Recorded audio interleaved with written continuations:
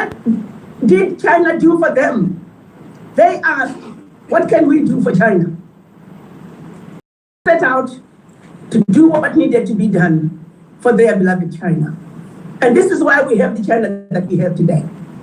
Look at what other people are doing. In my case, I can use an example of what I see every day. Ask for the voices of the Irish diaspora, loud and clear.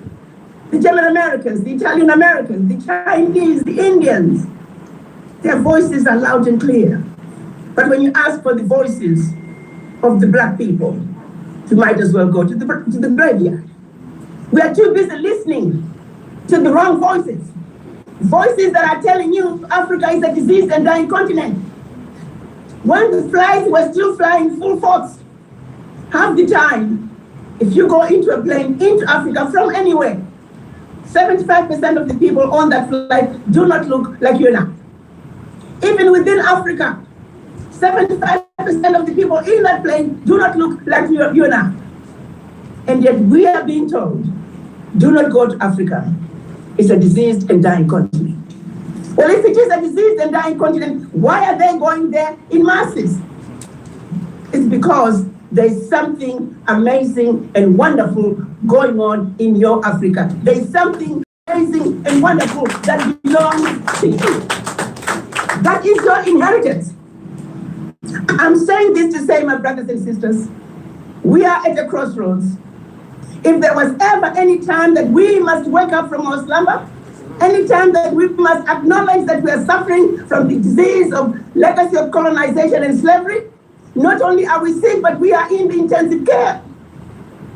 We need healing. And that means you need to have a serious conversation with the image in the mirror. Why do you feel inferior to our white brothers and sisters? Because you were told they were superior to you. That was a lie. That was a lie. A bold-faced lie. Life as we know it began in Africa. If it were not for the Black woman, there would not be any humanity as we know. The first human being was given birth to by a woman. Now let's talk about who matters. So the lies that we have been told, we must understand them for what they are. Let's begin to undo the damage that has been done to us. Let's reverse the brainwashing, the issue of self-hate, the issue of distrust of each other. If we do not deal with those issues by having a serious conversation with the image in the mirror, no amount of a decision can come out of Africa is going to succeed. Because at the end of the day, you and I, my brothers, we are the ones who have to implement those decisions. And if our minds are not in the right place, guess what? It's not going to work. We're still going to sell out to Africa. Where things stand right now, our continent does not have enough expertise to build the Africa that we want. That's a fact. Most of that expertise, because of the brain drain, our doctors, our lawyers, our accountants, they graduate, they are leaving Africa. We must reverse the brain drain. Those of us in the diaspora, we must begin to look and say, Africa is where it's at. The lies that we have been told, let's understand them. What's in Africa belongs to Black people. That is your inheritance. Either we join hands and be on the driver's seat of the development agenda for Africa, or we can vacate that seat that has our name and allow others from outside to take over, which will be a very sad thing to do. If we don't come together and make sure that we defend our Africa, protect our children's inheritance, if we don't do it for ourselves, we have a responsibility to protect what's in Africa for our children, grandchildren, and generations to come. That we must do. Our children can no longer to live and suffer like we have done. We must put an end. We are inheritors of an amazing continent, the richest continent on earth. Our children must live to enjoy their inheritance. And this is why I'm talking to you today and asking you, each and every one of you, to have a serious conversation with the image in the mirror. Remind yourself that you're one of the most amazing, incredible human beings. You're not inferior to anybody. No one should ever make you feel inferior. You are an inheritor of an amazing continent. Stand up tall every step you take, walk this earth like it belongs to you, because it does. It belongs to you. Walk this earth like you own it, because you do. I'm asking you, my brothers and sisters, how bad do things have to get before we can wake up and say enough is enough? How many more George Floyds are we gonna see before we say enough is enough? How much more exploitation can Africa continue to undergo before we say enough is enough? How long are we going to continue to let the multinationals continue to siphon money out of Africa, trillions every year? When are we going to say we're sick and tired of being sick and tired? Well, as a grandmother, as a mother, I'm there. I'm sick and tired of being sick and tired. But I do know one thing. If we get our minds together, I know my brothers and sisters that I've lived with, that I've worked with, the majesties on this program, and many other majesties around the continent, we are the beautiful, intelligent, sophisticated, highly adaptable, and totally indestructible children of one mother Africa. I do know one thing.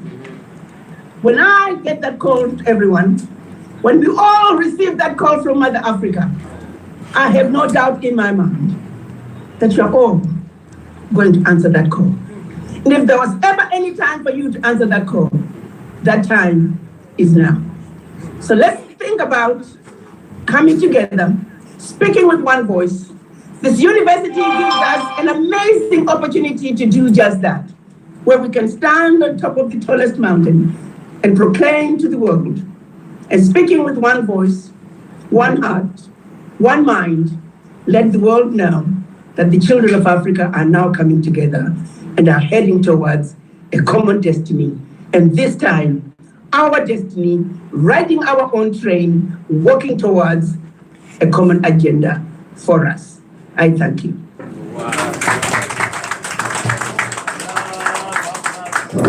Well, we thank you, Ambassador Glory. Wow.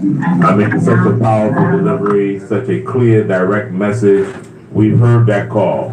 Nothing like the call from one of our mothers. And you have certainly touched our souls.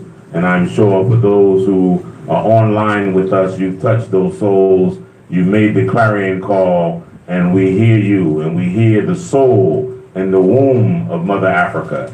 And thank you for the work that you are doing around the world, and for the hearts and souls you are touching, and more importantly, for the minds that you are opening, and for the eyes that you are opening. May the Spirit of the Almighty and the Spirit of our ancestors continue to be with you and protect you wherever it is that you are, spreading this message and keeping hope alive. Thank you once again. Can we give Ambassador Chiambori another round of applause?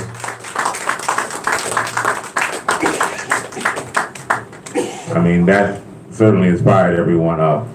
And as we thank you and look towards our next speaker, I don't know if we have Dr. Tony Browder on the line, if he is ready to make his contribution to us.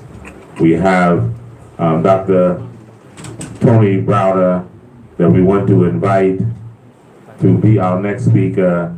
He is one of our amazing scholars, and very rarely do we hear of archaeologists on his level.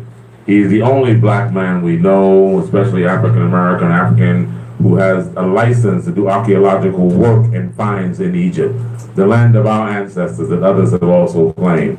But we are very fortunate and blessed to have him here today. So we want to invite Dr. Anthony Browder to come to speak with us and make his statement for today. Welcome, Dr.